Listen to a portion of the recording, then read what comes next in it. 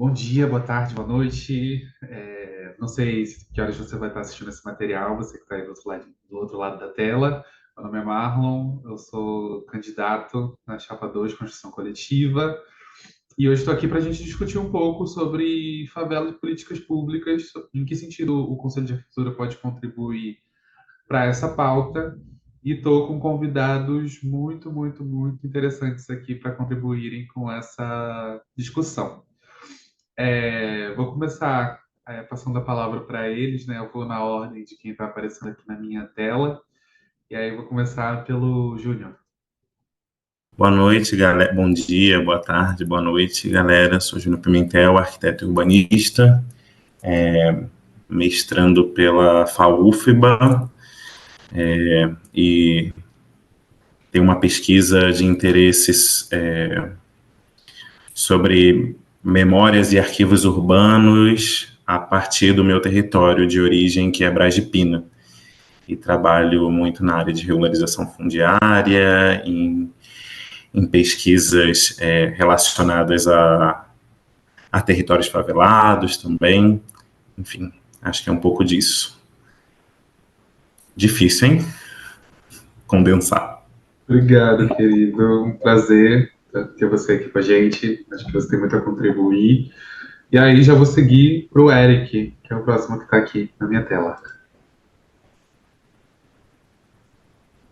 Oi, boa noite, bom dia, boa tarde, boa noite, não sei que horário está sendo assistido. Eu sou o Eric, sou arquiteto urbanista, sou cria e morador do Complexo do Alemão, tenho uma atuação desde a graduação voltada, né, para a questão das favelas, a questão da assessoria técnica, né, e é isso, vamos conversar aqui sobre esse tema que é super importante também para estar na pauta do CAL nesse momento e nos próximos 3 anos aí. Obrigado, Eric. Prazer te ter aqui de novo. Já está acostumado, já está aparecendo aqui algumas vezes. Mas muito bom te ver mais uma vez. E aí já vou passar agora também para o Lino, para ele se apresentar aqui para a gente. Olá, pessoal. É isso, agradecer aí pelo convite. Meu nome é Lino Teixeira, eu sou arquiteto urbanista também, tenho mestrado em geografia e venho nos últimos 10 anos atuando principalmente em organizações da sociedade civil, especialmente na Maré, e aí atuei em Observatório de Favelas, Redes da Maré, Instituto Maria João Aleixo. Atualmente coordeno um pequeno núcleo de políticas urbanas no Observatório de Favelas, e é isso, estamos fazendo projetos, pesquisas a partir das favelas em várias áreas temáticas. Muito obrigado, Lino. É um prazer ter aqui você com a gente. Muito importante sua presença aqui. E aí, por último, mas não menos importante, Patrícia, querida, boa noite. Fique à vontade.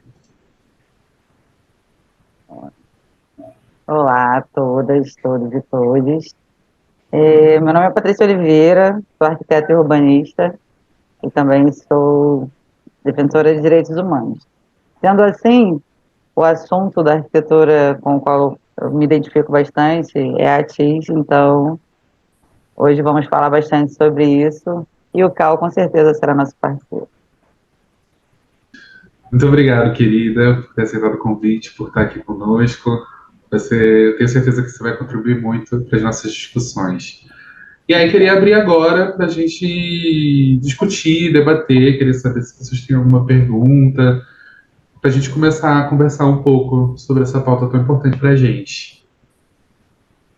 Então, eu tenho uma pergunta para fazer ao Marlon.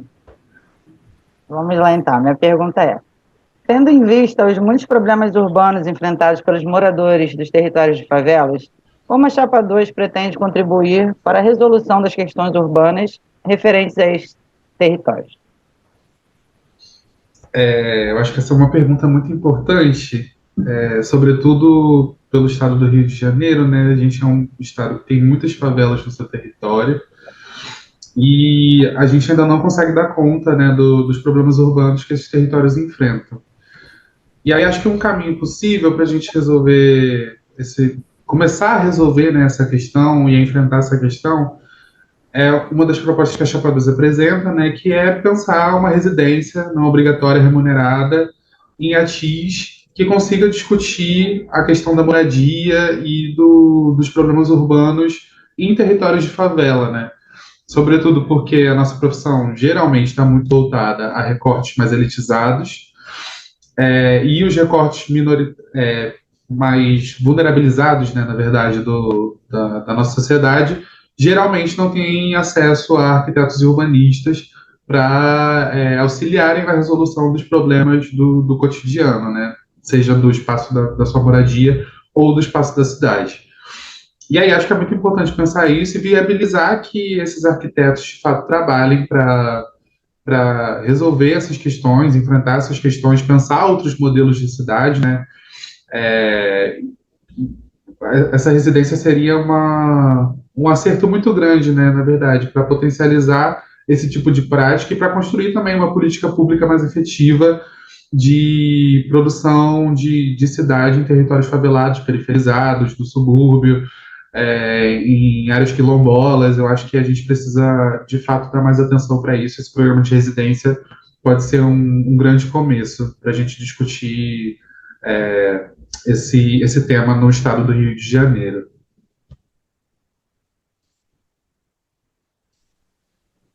Posso aproveitar para fazer um breve comentário aqui, aproveitando essa temática, né?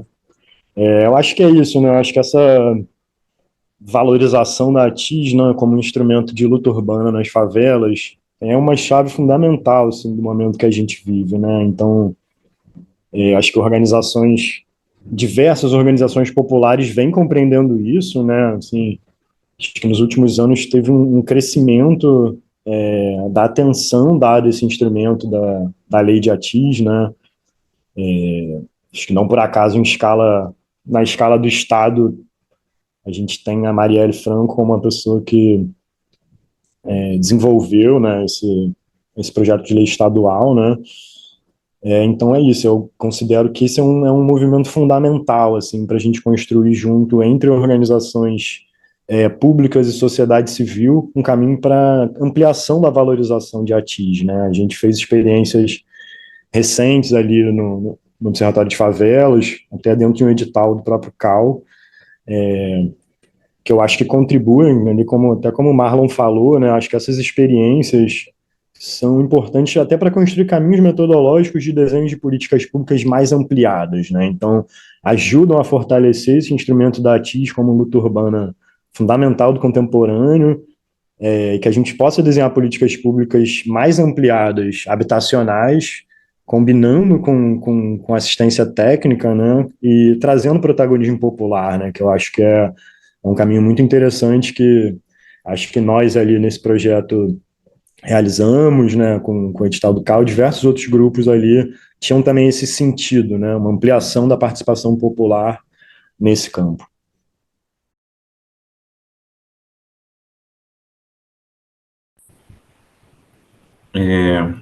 Acho que aproveitando, né, dando continuidade, aproveitando a temática das favelas que apareceu aqui na nossa conversa, também queria fazer uma pergunta, né, direcionada para o Marlon, que está aqui representando a chapa. A gente sabe que os territórios favelados, né, eles ainda são vistos como, pela lente da ausência, né, e como territórios a serem combatidos e exterminados nas cidades, né. E aí eu queria perguntar como o CAL pode enfrentar essa percepção e contribuir para tirar esse estigma, né, sobre esses territórios.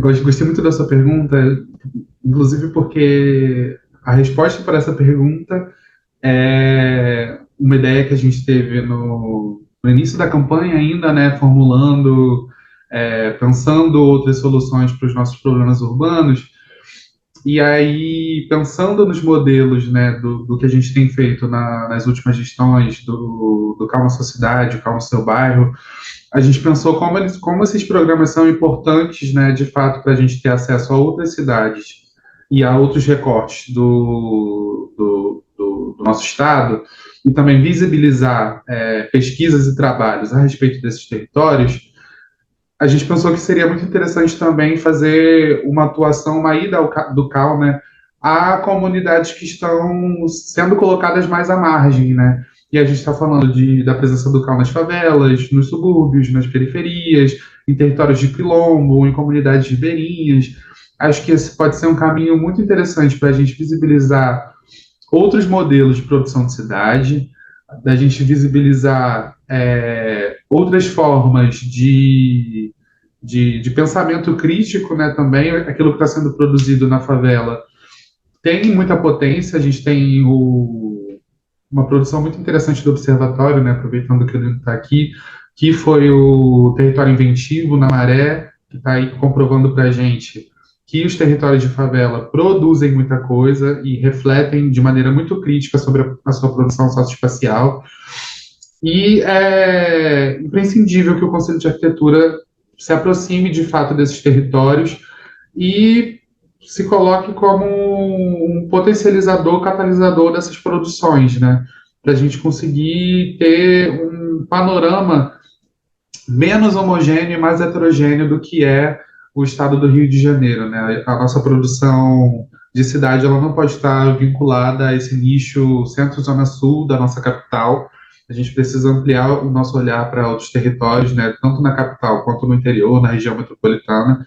A gente precisa ampliar essas pontes, né? O CAL na sua cidade e o CAL no seu bairro foram ótimos começos que estão dando bastante frutos, mas acho importante a gente também dar início a esse CAL na sua comunidade, que pode ser um outro elemento potencializador dessas perspectivas. Interessantíssimo, Marlon. Eu já tive a oportunidade de participar do CAL na sua cidade, né? E, de fato, é um espaço de ativação, né, do território ali, onde o CAL passa aquela semana desenvolvendo atividades, desenvolvendo processos de escuta, se aproximando de profissionais daquelas regiões. Eu acho que ir para as comunidades, ir para os territórios, né, da cidade, que também tem a presença de arquitetos, né, principalmente após as leis de cotas, né, a gente tem uma presença ainda maior de arquitetos que são de territórios favelados, né, eu mesmo vim de um território favelado, cresci num território favelado, trabalhei em uma organização da sociedade civil, né, que estava dentro de um território favelado e ativava a partir de um território favelado.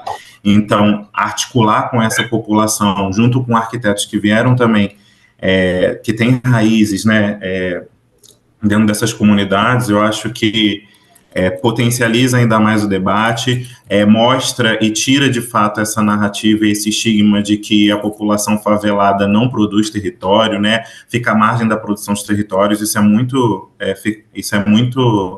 um discurso muito errado, e é muito ao contrário disso, né. A gente tem processos históricos, né, que a gente conhece, por exemplo, lá na Maré, a produção, a história do tijolinho, né, que foi uma produção coletiva dentro da comunidade, de uma política de habitação. A gente tem também, falando um pouco de Braz de Pina, né, a primeira favela do Brasil, né, que lutou pela sua urbanização. Então, a favela de Braz de Pina, no final dos anos 60, lutou pela sua urbanização, né, e conseguiu, ao longo da década de 60, 70 e 80, fazer esse processo de urbanização e com o protagonismo dos moradores muito forte, né? E muitos desses moradores ainda guardam arquivos, memórias desse processo, e é uma história que está lá e até hoje articula movimentos dentro dessas comunidades, né? Então, o CAL se aproximar desses territórios traz esse debate, né? Cria outras narrativas para esses territórios, né? Tirando desse lugar única e exclusivamente da ausência, ou então da passividade. Esses territórios nunca foram, né, e não são passivos às políticas urbanas. Muitas das vezes eles são acessados de forma autoritária ou truculenta, né. Então, estar dentro desses territórios também é uma forma de potencializar, né, debates, enriquecer ferramentas, reconhecer instrumentos utilizados por esses moradores historicamente. E acho que, o conselho vai ser muito importante, acho que para os moradores desse território também vai ser super importante para acessar muitas ferramentas também que muitas das vezes não chegam nesses territórios, né? Então acho que espero que de fato que a Chapa 2 consiga tocar, né, esse projeto e que ele acesse muitas comunidades da cidade do Rio de Janeiro, da região metropolitana, do interior do estado, né, que tem especificidades, diferenças, mas que também tem muitas histórias parecidas, cruzadas, histórias de luta, né, ao longo da sua história, né, no território, da construção desses territórios. Bom, gente, queria também perguntar, Marlon, para Chapa 2, assim, o CAL ele não é um órgão do executivo, né?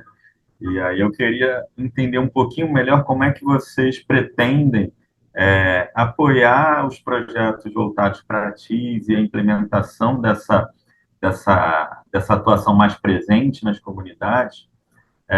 Como é que vocês pretendem incentivar isso junto ao poder público? Qual o papel que você entende que o CAL desempenha nisso,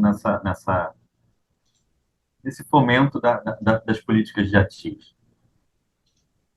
Bem, uma das nossas propostas, né, tem a ver com construir um mapeamento da política habitacional estadual, e aí compreendendo que parte dessa política são, de fato, os programas de habitação em escala municipal, estadual e federal, mas também as produções autogestionadas, né, de habitação por todo o estado do Rio de Janeiro. A partir desse mapeamento, a gente ter um panorama e conseguir entender em que municípios a gente precisa ter uma atuação mais urgente de auxílio na construção dessas políticas, né? Como você bem disse, o CAU ele não é uma instância executiva, né? Ele é uma autarquia pública e, logicamente, a gente não conseguiria dar conta de construir por conta própria uma política pública de habitação que desse conta do gargalo que é a moradia hoje no estado do Rio de Janeiro. Mas, de fato, a gente precisa mapear essas iniciativas e produções, tanto do campo público quanto do campo da sociedade civil, para conseguir, de fato, desenhar em que regiões do nosso estado a gente precisa atuar com mais atenção, com mais sensibilidade para resolver os problemas mais críticos, né? Entendendo que, de fato, a capital tem muito mais braços para pensar essas políticas do que as cidades do interior. Então, imagino que seja uma ferramenta boa para a gente conseguir avançar na discussão de moradia e habitação nas nossas cidades do interior do estado. Entrando nesse assunto, eu gostaria de fazer um comentário sobre a minha experiência em relação ao PAC aqui em Manguinhos. Quando o PAC passou, nós tivemos algumas intervenções de tamanho macro, tudo bem grande mesmo. E aí, enquanto arquiteta, enquanto moradora da comunidade, da favela, eu tenho dois pontos, um negativo e um positivo. O negativo é que continuamos sofrendo com as enchentes em Manguinhos. E o positivo é que a habitação de interesse social foi fator fundamental para a mudança significativa na vida de muitas pessoas. Então, eu acho que é de extrema urgência que a ATI esteja sempre levando em consideração que todas as especificidades e particularidades desse território sejam levadas em conta quando for intervir nesses locais. E aí, quando eu falo do micro, eu falo do projeto Casa da Lala. O projeto Casa da Lala tinha 20 metros quadrados, foi projetado para que Lala, mulher trans, cheia de problemas pessoais, pudesse ter a sua autonomia, tanto pessoal quanto profissional, porque nesses 20 metros quadrados seriam implementados ali não só a moradia, mas também o local de trabalho. Então, assim, a habitação de interesse social é um assunto muito urgente, necessário e tem que ser levado em consideração com muita firmeza. E eu espero isso da Chapa 2.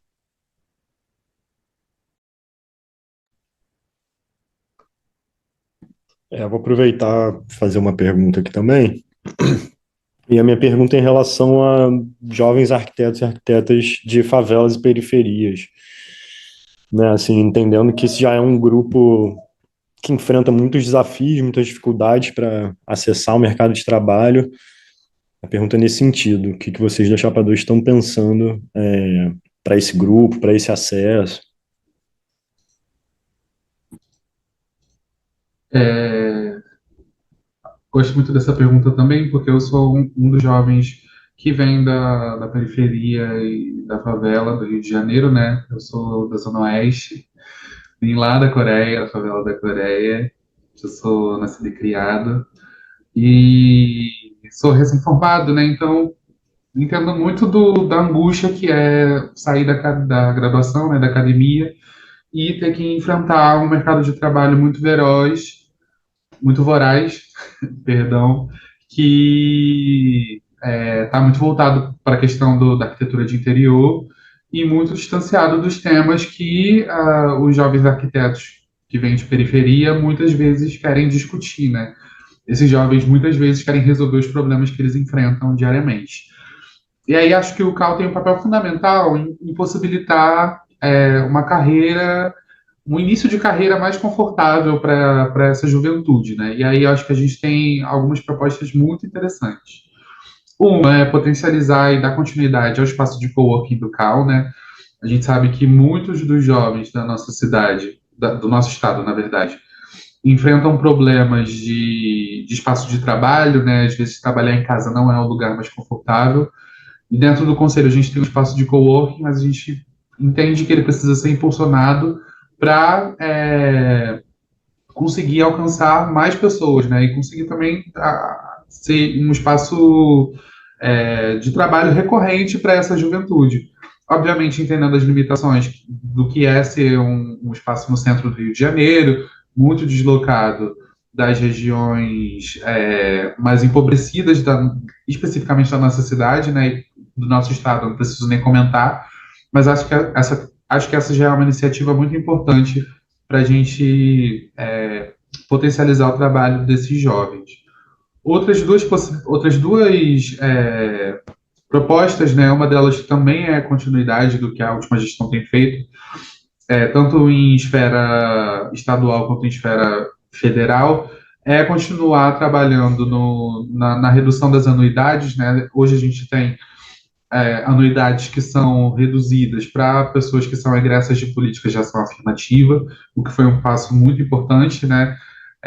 A gente aqui do Rio de Janeiro deu muito suporte, inclusive, para a construção da Comissão de Ações Afirmativas no CAL, Distrito Federal, lá em Brasília, e acho muito importante dar continuidade a esse trabalho, né? Pensar como a gente pode fazer com que essa juventude, que muitas vezes é desprovida, né, de renda, consiga exercer sua profissão de forma legal e também participar do conselho sem sofrer maiores prejuízos.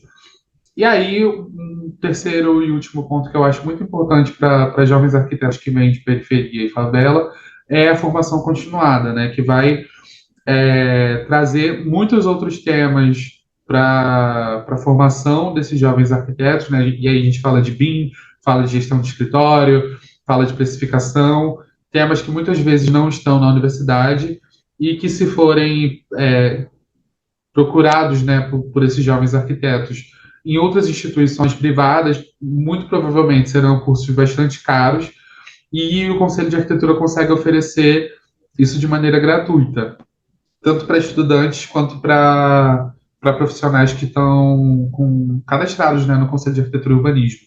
Acho que essa tríade de formação continuada, de redução de anuidades e também de promoção de um espaço de trabalho possível para esses jovens arquitetos pode ser um ótimo começo para um início de carreira que está menos definido, né, que está numa zona mais cinza, procurando alguma definição.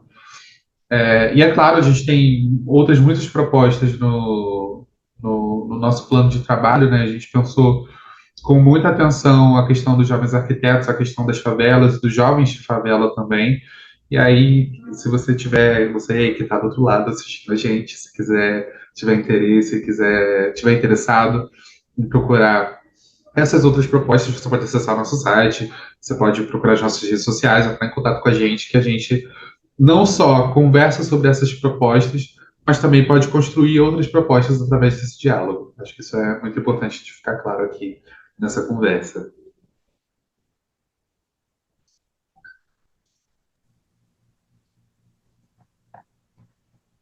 Muito bom, Marlon. Eu acho que, assim, para essa galera recém-formada, principalmente que vem do território de favela, né, a dificuldade de você conseguir entrar no mercado de trabalho, principalmente o mercado que ele é muito restrito, é um mercado, assim, que está sujeito a muitas oscilações, né, da economia. Quando a economia está bombando, a construção civil é a primeira a bombar também. Quando a economia está por baixo, também é o primeiro a cair. Então, eu acho que a gente conseguir pensar uma estratégia para fortalecer essa atuação de quem está tentando entrar no mercado de trabalho é algo essencial, assim, quando você pensa, né, na profissão, na nossa categoria.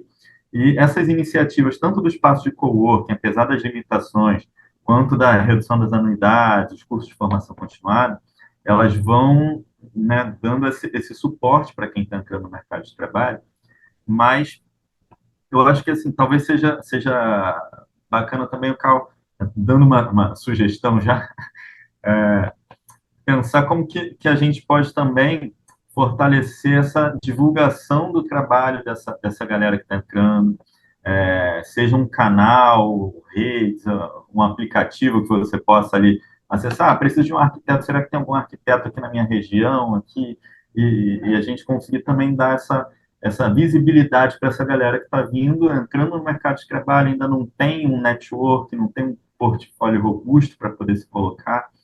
E somado junto com a questão tanto dos cursos, né, porque dentro da graduação a gente tem esse déficit em relação aos softwares, a questão da representação gráfica toda, quanto a própria questão financeira para você estar entrando ali, muitas vezes, como você falou, para buscar uma oportunidade de trabalhar com aquilo que muitas vezes é o objeto de interesse, né, desse jovem que está vindo da favela, que é o próprio território, a questão das melhorias urbanas, habitacionais, tudo isso já é muito mais difícil de você encontrar, e aí você ter esse suporte já é algo que auxilia muito nesse momento, né, de tantas indefinições, incertezas, de quem está começando a construir a trajetória profissional. Eu mesmo passei, por isso ainda estou passando num certo nível, né, porque apesar de ter me formado ali em 2019, ainda me considero ali, de certa forma, um recém-formado, então ainda estou passando, assim, tentando me encontrar nesse percurso profissional, assim, de como me estabelecer dentro daquilo que é a área, o objeto de interesse prioritário, assim, para não ficar restrito só nesse mercado de interiores, pequenas reformas, que muitas vezes é o que a gente encontra mais facilmente nesse momento de iniciada, né, da carreira. Já está anotada a sua sugestão. Acho que foram ótimas contribuições assim de todos e desde já eu já queria agradecer a presença de todos que estão aqui, Júnior, Eric, Lino, Patrícia. Acho que vocês são agentes muito importantes, né, para o que a gente tem construído, tanto no conselho quanto na cena da discussão da arquitetura carioca aqui, né, carioca e fluminense, na verdade. E acho que a gente tem muito ainda para construir junto, acho que a gente tem um diálogo muito potente, acho que vocês são muito potentes nos seus respectivos territórios, e acho que o CAL tem que ser isso, né? Tem que aglomerar essas potências para pensar um futuro melhor, tanto para a nossa profissão, quanto para as nossas cidades, e, consequentemente, para a nossa sociedade, né? Muito obrigado, foi um prazer tê-los aqui, nos vemos muito em breve, e dia 10, vote Chapa 2, tá? É isso, pessoal.